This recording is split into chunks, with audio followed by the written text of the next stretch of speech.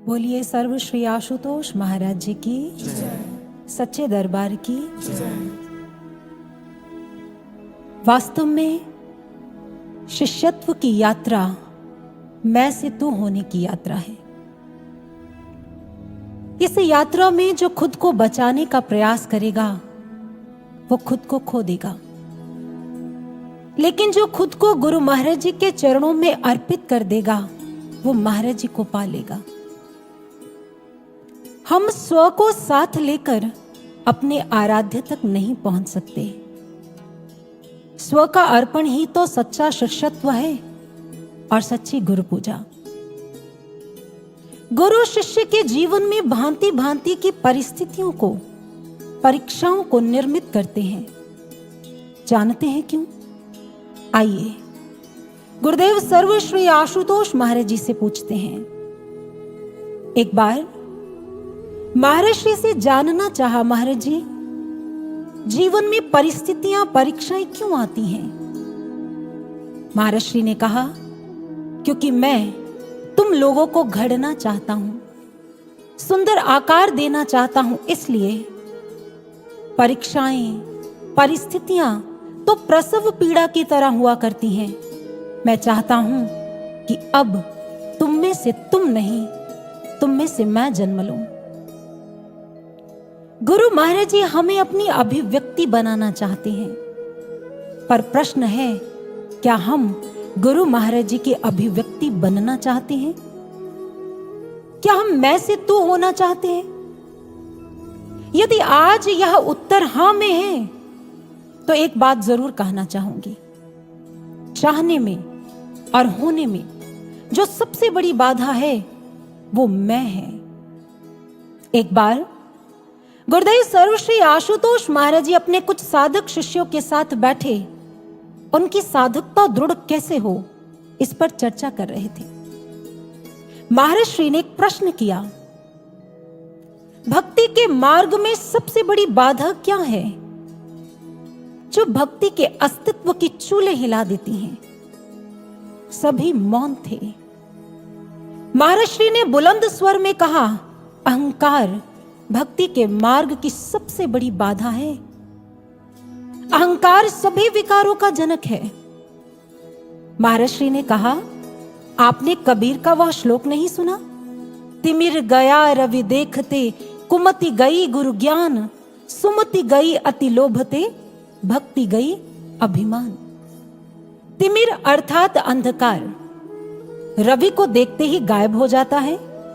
ठीक ऐसे ही जो कुमति है वो गुरु के ज्ञान से नष्ट हो जाती है। जितना सच यह है उतना सच यह भी है कि अधिक लालच व लोभ से सुमति चली जाती है और अभिमान से भक्ति विनष्ट हो जाती है।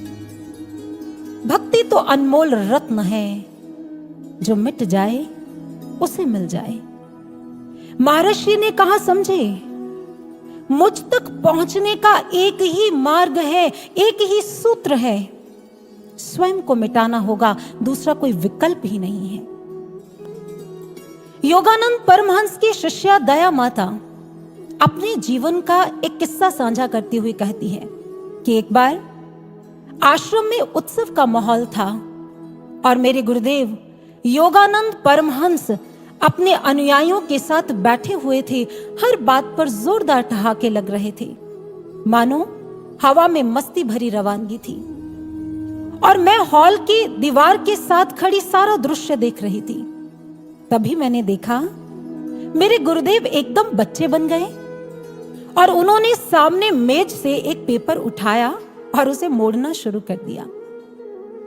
देखते ही देखते उन्होंने एक डंस कैप, अमेरिकी टोपी बना दी। जो पहने वही जोकर लगे। लेकिन मास्टर आज किसे जोकर बनाना चाहते हैं? इस हॉल में सबसे कम उम्र की तो मैं ही हूं, कहीं मुझे तो नहीं? दया कहती है कि मेरे दिमाग के जो घोड़े हैं वो दौड़ने लगे। मैं सोचने लगी, यदि गुरुदेव मुझे कहेंगे टोपी पहनने को तो मैं क्या करूंगी? आज्ञा मानूंगी या मना कर दूंगी? तभी मेरे मन ने दलील दी, गुरु आज्ञा मानने का अर्थ यह तो नहीं होता कि नमूना बनकर जिल्लत सहो या दुनिया की खीखी का पात्र बन जाओ। बेशक मैंने अपने गुरु के साथ प्रेम की शपथ खाई है, इसका अर्थ यह नहीं है कि वो सबके सामने मेरा मजाक उड़ाए। इतने में जो मेरा डर था वो हकीकत बनकर मेरे सामने खड़ा हो गया। गुरुदेव चमू और दृष्टि घुमाने लगे और उनकी पवित्र दृष्टि मुझ पर आकर रुक गई और उन्होंने इशारे से मुझे पास बुलाया, इधर आओ। मैंने जल्दी से ना में सिर हिला दिया। गुरुदेव मुस्कुराए, उन्होंने कहा इधर आओ। मैंने फिर ना कर दिया। गुरुदेव मौन थे और मेरा अहंकार भी शिला के समान कठोर हो चुका था। गुरुदेव बोले, दया तुमसे कह रहा हूं, इधर आओ। मैंने कहा नहीं गुरुदेव, मैं नहीं आ सकती। गुरु मौन हो गए, आंखें गंभीर हो गई और शांत स्वर में उन्होंने सभी को हॉल से बाहर जाने के लिए कहा। मैं जल्दी से उठकर बाहर जाने लगी तो गुरुदेव बोले, तुम नहीं, तुम रुको। जैसे ही सारे लोग हॉल से बाहर चले गए, एक घनघोर गर्जना का स्वर उभरा जो मेरे गुरुदेव का था। दया, ऐसे ही अहंकार में बंधी रहोगी, छोटी छोटी बातों से परेशान हो जाओगी। उसने क्या कह दिया, वो क्या कहेगा, इन्हीं बातों में उलझी रहोगी तो याद रखना, ना तो तुम गुरु के धाम का आनंद ले पाओगी और ना ही ईश्वर के धाम का। ऐसा बंद बंद कुंठित जीवन जीना है तुम्हें। आज मुझे मेरे मास्टर की झिड़की में भी प्रेम दिखा, चिंता दिखी मेरे लिए। गुरुदेव बोले, मेरा मकसद तुम्हें टोपी पहनाना नहीं था, मेरा मकसद तुम्हारे मन को समझाना था। मेरे सानिध्य में घटने वाली कोई भी घटना साधारण कैसे हो सकती है। दया, याद रखना, भले ही सारा संसार तुम्हारी वाहवाही में लगा हो और तुम्हें प्रशंसक दृष्टि से निहारता हो, लेकिन यदि तुम्हारा गुरु तुम पर प्रसन्न ही नहीं है तो समझ लेना तुम जीवन की बाजी हार गई हो। और इसके विपरीत, भले ही सारा संसार तुम्हारे विरुद्ध मोर्चा खोल दे, तुम पर तोहमतें लगाए, तुम्हें व्यंग बाणों से छलनी कर दे, तुम्हारी अवहेलना करे, लेकिन तुम्हारा गुरु तुम पर प्रसन्न है, तुमने गुरु को पा लिया, उनके प्रेम को पा लिया, तो समझ लेना तुमने सब पा लिया। इसलिए गुरु को देखो, गुरु के लिए जियो, गुरु के लिए स्वयं को मिटा दो। दया, गुरु के लिए स्वयं को मिटा दो। गुरु हमें मिटा हुआ देखना चाहते हैं, लेकिन जितना कहना आसान है, मिटना उतना ही कठिन होता है। मैं से तू होना आसान नहीं है। शीस उतारे हाथ से सहज आस की नाही, सहज आस की नाही खांड खाने को नाही। झूठ आस की करे मलूक में जूती खाही, जीते जो मर जाए करे ना तन की आशा। आशिक को दिन रैन रहे सूली पर बासा, मान बड़ाई खोए नींद भर नाही सोना। तिल भर रक्त न मास नहीं आशिक को रोना। पलटू बड़े बेकूफ वे आशिक, जो होने जाही शीस उतारे हाथ से सहज आस की नाही। पलटू साहिब कहते हैं, गुरु से प्रेम आसान नहीं है। गुरु से प्रेम करना अपने हाथ से अपना सिर उतारकर सदगुरु के चरणों में रख देना होता है, अर्थात अपना अहम उतारकर गुरु के चरणों में रखना। यह मीठा खाने जैसा कार्य नहीं है कि गप से मुख में डाल दिया। गुरु से प्रेम करना जीते जी मरना है। गुरु से प्रेम करना अपनी समस्त इच्छाओं को छोड़ देना है। और जो शिष्य गुरु से प्रेम करते हैं, उनका निवास स्थान सदैव संयम की सूली रहता है। वो अपने मन को संसार से हटाकर कसे रखते हैं, मान बड़ाई को खो देते हैं और एक क्षण के लिए भी असावधान नहीं होते। जानते हैं क्यों?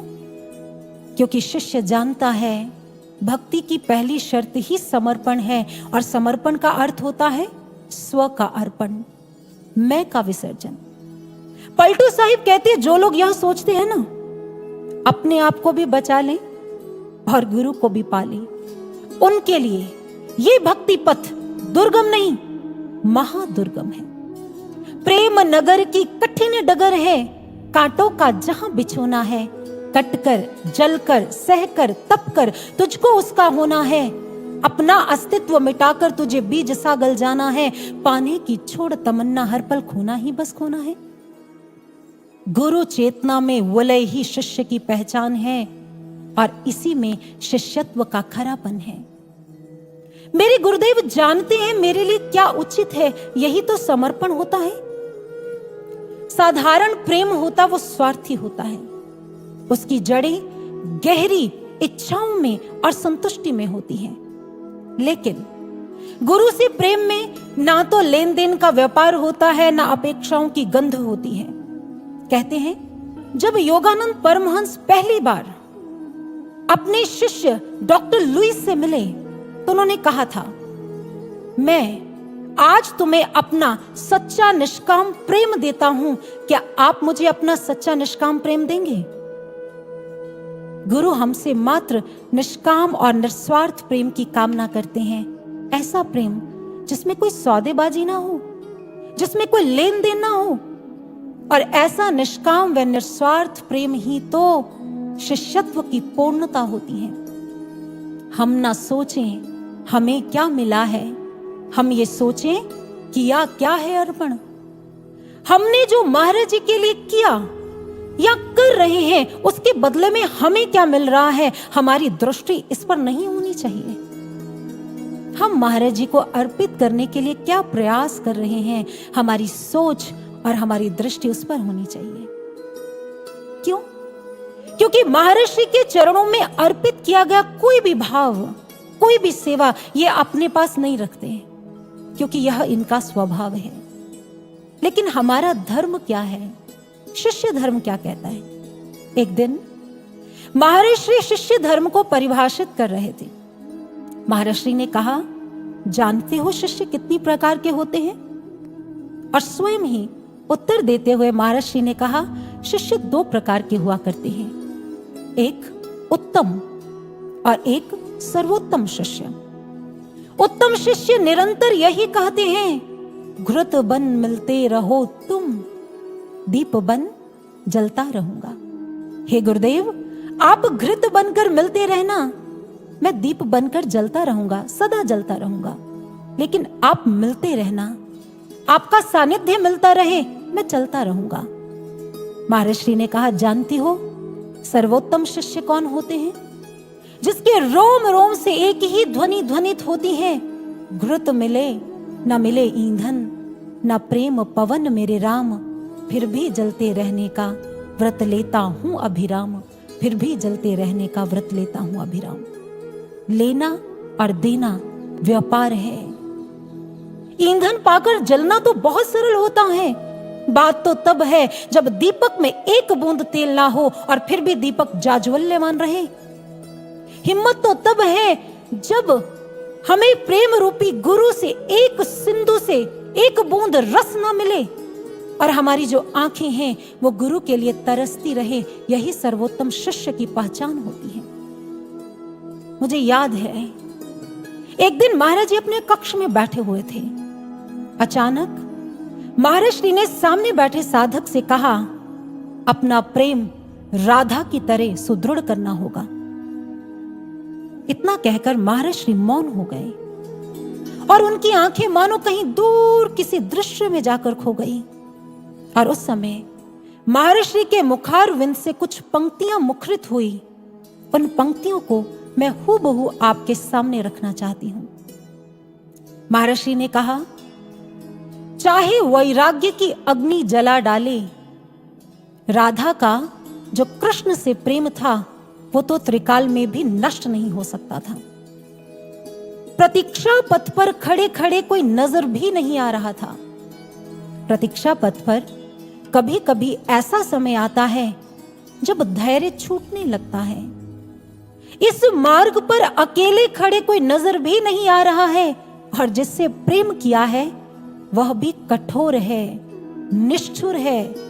वह मिले या ना मिले, वो बुलाए या ना बुलाए, वो हंसाए या रुलाए, ये उसकी मर्जी है, क्योंकि प्रेम तो किया जा चुका है, प्रेम तो हो चुका है, जिसे हर हाल में निभाना है।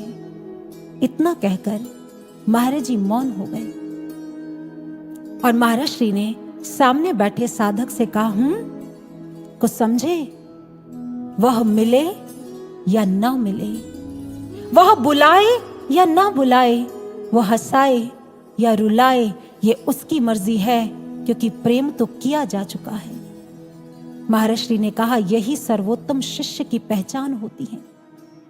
वो अपने गुरु को व्यापार में नहीं बांधता, वो कहता मैं हर हाल में प्रेम निभाऊंगा, चाहे कुछ भी हो जाए, क्योंकि मैं जानता हूं मुझसे पहले आपको पता है मेरे लिए क्या उचित है, मुझसे भी अधिक आप मेरी चिंता करते हैं, तो मुझे काहे की चिंता।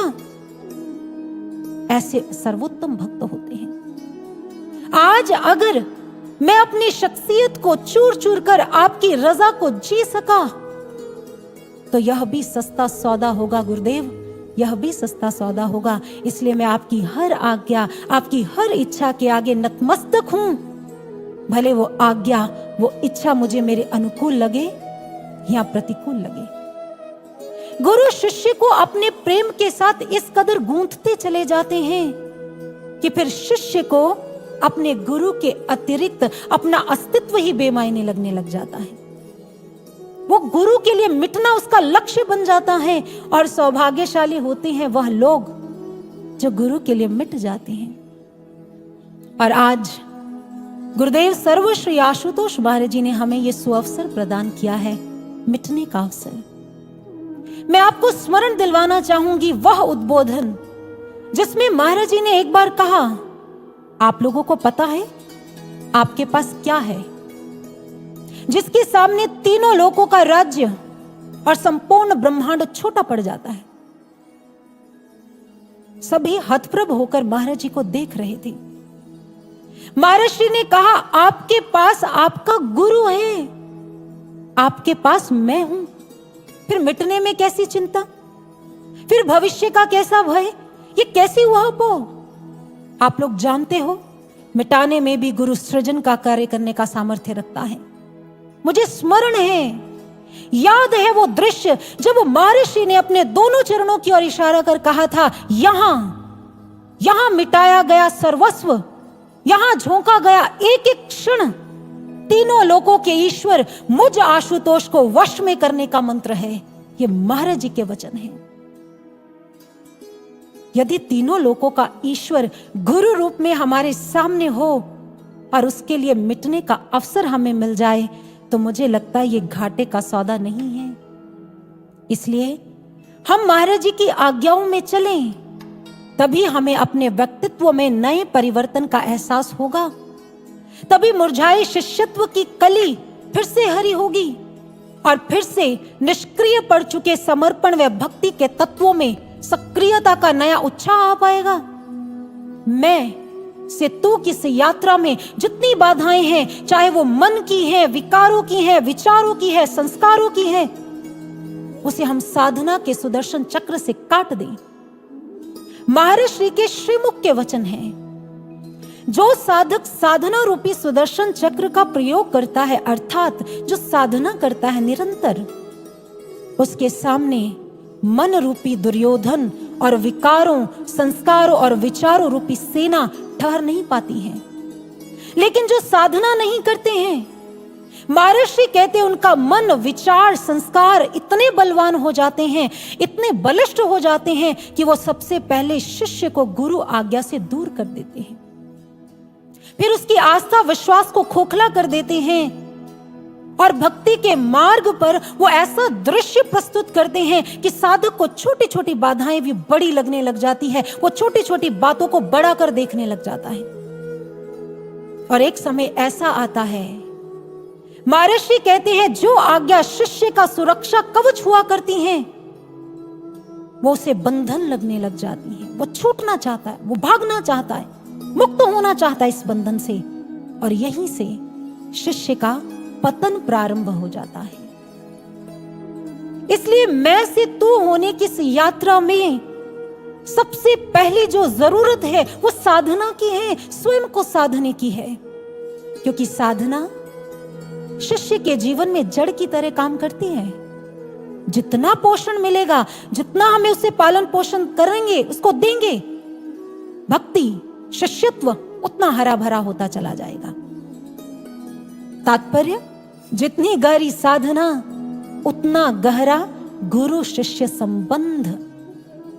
इसलिए आज हम सबको जरूरत है हम स्वयं को बदलें, स्वयं को साधें, साधना करें, महाराज जी की आज्ञाओं में चलें और मैं से तू होने की उच्च पराकाष्ठा को प्राप्त कर महाराज श्री के लिए मिट जाने की एक नई कहानी रच दें। अंत में गुरुदेव के चरणों में यही प्रार्थना करना चाहूंगी, महाराज जी हमारी भक्ति, प्रेम व समर्पण को उच्च पराकाष्ठा तक ले जाएं, ऐसी उच्च पराकाष्ठा तक कि हमारे रोम रोम से मैं की जगह तू ही तो इस कदर गूंजे कि हमारा मन भक्ति के रंगों में रंग कर केवल आपकी ताल पर थिरके, आपके तरन्नुम पर गाए, आपकी आज्ञाओं पर चलें। हमें मन, वचन व कर्म से अपना बना लें। जैसा आप हमें बना हुआ देखना चाहते हैं प्रभु, हम वैसा बन जाएं। हम पर ऐसी दया, ऐसी करुणा, ऐसी कृपा करें। और अंत में मैं गुरुदेव सर्वश्री आशुतोष महाराज जी के चरणों में नमन करती हुई यही कहना चाहूंगी, आओ ले चले इश्क को वहां तक जहां फिर से कोई कहानी बने, फिर से कोई बुल्ले शाह प्रेम की नज्म पढ़े, फिर से कोई मेरा दीवानी बने, फिर से कोई मेरा दीवानी बने। बोलिए सर्वश्री आशुतोष महाराज जी की, सच्चे दरबार की बहुत बहुत धन्यवाद।